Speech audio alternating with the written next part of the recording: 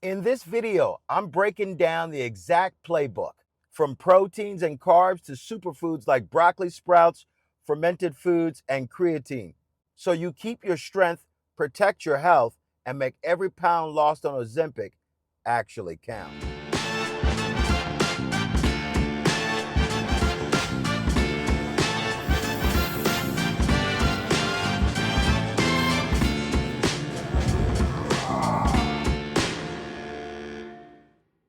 Hello, this is Emmanuel Beaty with Performer Parish Coaching, and welcome back to my channel. Most people think Ozempic is just about eating less, but if you don't fuel smart, you'll lose the muscle and health that make the results worth it. This video is about eating in a way that keeps your strength, protects your hormones, and actually helps you feel good while the weight comes off. But before we get in this video, real quick, make sure to drop a comment below. It feeds the algorithm and helps me keep putting out videos like this. Now, let's get into it. Number one, protein. Protein is your foundation, which is non-negotiable. Every meal should start with it, which includes chicken, beef, eggs, fish, Greek yogurt, and you can even add in some collagen or bone broth to protect your joints and connective tissues. When it comes to the protein, you should aim for 0.7 to 1 gram of protein per pound of body weight. That's the range that is backed by science to preserve lean muscle mass when calories are low. You can think of it like this: protein is your armor. Without it, Ozempic doesn't just strip fat, it strips you. Number two, using carbs for fuel. Carbs aren't the enemy. They're actually essential. The goal is choosing the right ones and controlling how much you eat. Think of it this way: there are two kinds of carbs. There are performance carbs, which include fruits, oats, rice, potatoes, and things like that. These give you steady energy, which support your hormone balance and fuel your training. Then, of course, there's the fun carbs, which we all know what those are: breads, pastas, and desserts. They can be included, but when they dominate your diet, blood sugar swings, cravings, and stalled fat loss follow. So keep performance carbs as your base, use fun carbs sparingly, and stay consistent. That balance is what actually drives results. Number three, fats for your hormone support. Fats are essential. Cutting them too low disrupts hormones, slows recovery, and hurts focus. Testosterone, estrogen balance, joint health, and energy all rely on enough healthy fats to operate properly. The best sources for fats are pretty straightforward: avocado, olive oil, nuts, seeds, and fatty fish. These provide omega-3 and monounsaturated fats that fight inflammation and keep your metabolism steady. But you also got to watch out because fats are calorie dense. 1 tablespoon of olive oil is over 100 calories. A handful of nuts can easily double that. So try not to go overboard, because if you do, your calorie deficit totally disappears, which means it messes with your fat loss. The rule is simple: eat enough fat to support hormones and brain function, but measure your portions carefully. Number four, micronutrients. These are the hidden players. It is much easier to focus on proteins, carbs, and fats, but the small nutrients are what's keeping everything working. When they are missing, your energy drops, mood swing hits, and your hormones fall out of balance. So here's what to cover. Vitamin D plus K2. You can get that from eggs, fatty fish. This supports bone strength, immunity, and hormone balance. Magnesium.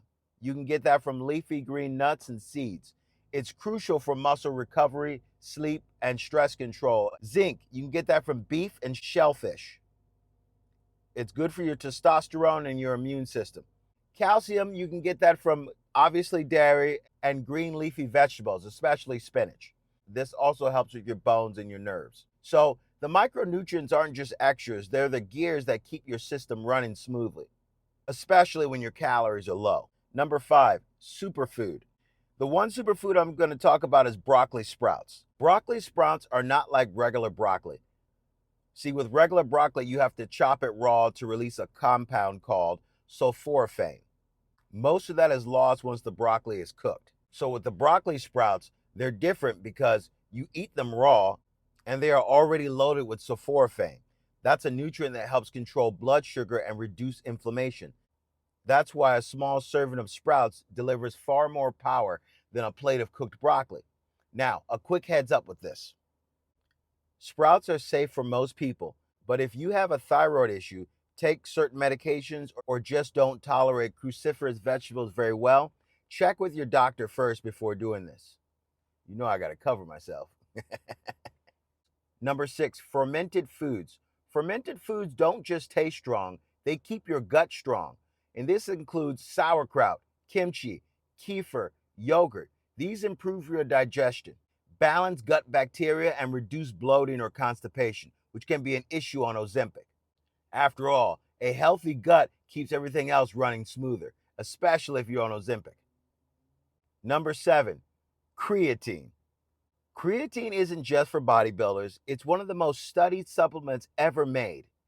It helps you hold on to strength and protect your muscles when calories are low, and it even supports brain health. So, a common concern with creatine is water retention. So, here's what that really means, or here's what's actually going on. Creatine pulls water inside your muscle cells. It doesn't sit under your skin or make you look bloated. That water inside the muscle is what makes them look and feel fuller, stronger, and more powerful. Now, of course, let's get into the warning about this. If you already have kidney issues or you don't stay consistent with water, don't just start loading creatine. Talk with your doctor first and stick with a reliable product. Because on creatine, you need to drink a lot of water because hydration matters. On Ozempic, drinking enough water already helps with digestion, nausea, and constipation. If you add in creatine, fluids become even more important. A good target for most people is around 3 liters per day. And if you're training hard or sweating a lot, you'll need even more. I mean, when I used to take creatine, I made my mistakes and all that, but I was taking 5 grams of creatine per day, and I had to drink a gallon of water. Number 8, practical habits. This is where most people actually trip up. The supplements and food choices don't matter if your habits are off. So, eat protein first at every meal. It slows down your digestion, it keeps you fuller longer, and locks in the muscle-preserving effects before you even touch carbs or fats. I can't stress this enough. You gotta stay hydrated. Most people actually mistake thirst for hunger. A glass of water can kill a craving before it turns into unnecessary calories. Don't starve yourself all day and then binge at night. Ozempic already dulls your appetite.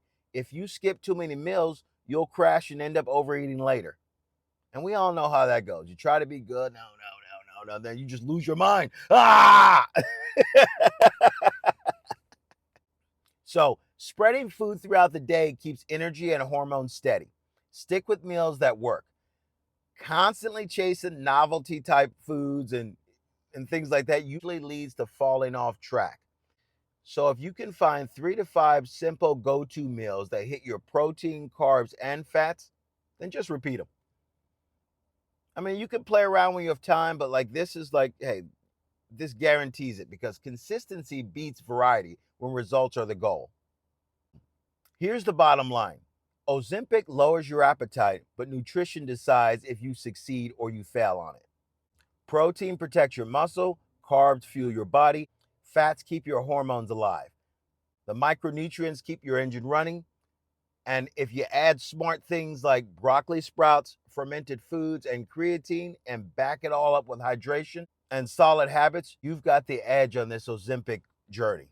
If you want a deeper playbook, grab my book, The Complete Fitness Handbook. Inside, I break down diet, nutrition, supplements, sleep strategies, strength training, hypertrophy training, everything you need to build muscle, burn fat, and fuel your body the right way. I've also written Balancing Male Hormones and Achieving Muscle Gains for Men. It dives into how hormones drive results, the nutrition and supplements that support them, plus exercise strategies to maximize growth. And while it is focused on men, the hormone principles and the strategies apply to women as well, for the most part. And if you want the full game plan already laid out, go to ppc12.com. I've built complete meal plans and exercise programs there so you don't have to guess. Now, this video is for educational purposes only. It's not medical advice.